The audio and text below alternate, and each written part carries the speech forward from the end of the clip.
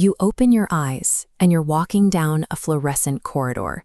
It stretches out endlessly, lined with closed storefronts and perfectly sterile tile. The space defies basic geometry. You step onto an escalator, but there's no floor above you. It just deposits you into another identical wing. No matter which exit you take, you always end up back at a sprawling, chaotic food court. Then you find the movie theater. It's pitch black inside, except for a stark white, entirely blank screen. Crossing its threshold fills you with a heavy, conspicuous dread. You know you aren't supposed to be here. You wake up, but a few nights later, you're back. It's the exact same layout, the same escalator, the same blank screen. For years, you think it's an isolated quirk of your subconscious, until you look online. Across Reddit and TikTok, hundreds of thousands of strangers are detailing visits to the exact same endless shopping center in their sleep. They all collectively call it Mall World. Dreamers compare notes with precision, mapping out universally shared zones, a central retail core, infinite hotel corridors, and a labyrinthian water park. Polling members for commonalities, demographic data reveals 46.8% of these frequent dreamers share one specific childhood experience. As children in the 1980s and 90s, they were selected for GATE, Gifted and Talented Education programs. The overlap is too severe to ignore. It leaves us with a deeply unsettling question. Are thousands of people simply crowdsourcing a nightmare, or are they experiencing the delayed payload of a clandestine childhood operation? Many participants now look back on their GATE enrollment as a form of testing. They remember being watched more than they remember being taught.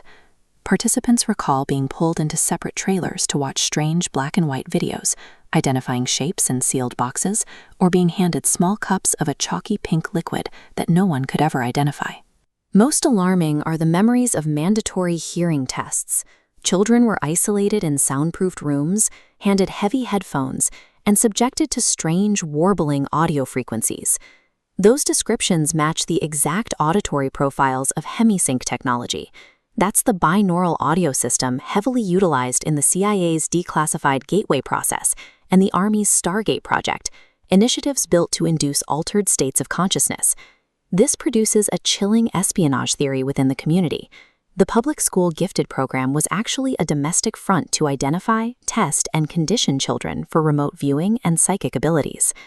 Analytical. That brings us back to the geography of the dream.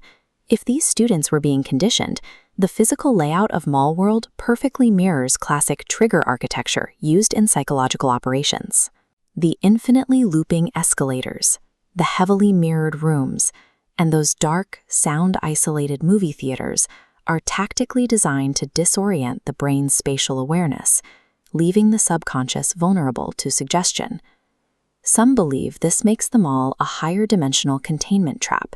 It acts as an astral training ground, built and maintained by a shadow agency to keep highly capable minds occupied while they sleep. If you want to see what that looks like in the waking world, look at Disney World. It utilizes the same highly controlled, scripted pathways, layered over hidden, off-limits underground utility tunnels that visitors are never meant to see. If Mall World is an astral stargate, then these highly structured artificial consumer environments serve as the source code used to lock the human mind firmly in place. But there is a much more practical explanation for all of this. It comes from the pioneering work of cognitive psychologist Elizabeth Loftus. Loftus's team successfully implanted a completely fabricated memory just by having an older relative repeatedly suggest it happened. A quarter of participants accepted this false memory, and their brains actively began inventing hyper-detailed spatial memories to fill the gaps. The human mind is highly susceptible to suggestion. We construct elaborate, perfectly rendered false realities without any covert psychological programming at all. This high level of susceptibility suggests that the Mall World phenomenon could be a case of digital social contagion. Once the narrative of a shared mall world went viral on internet forums, our pattern-seeking brains absorbed the details. People with vivid dream lives retroactively mapped their own disjointed sleep experiences onto this new, compelling template. We are retreating into these spaces because our real, waking environment is losing them. As physical forward spaces die out, and suburban infrastructure decays, we are left with an empty physical reality. Our subconscious is desperately trying to reconstruct the idealized, bustling peak of 1990s consumerism, a time when spaces felt contained, safe, and completely full of life. Mall World reveals how we can collectively build and inhabit the same imaginary architecture.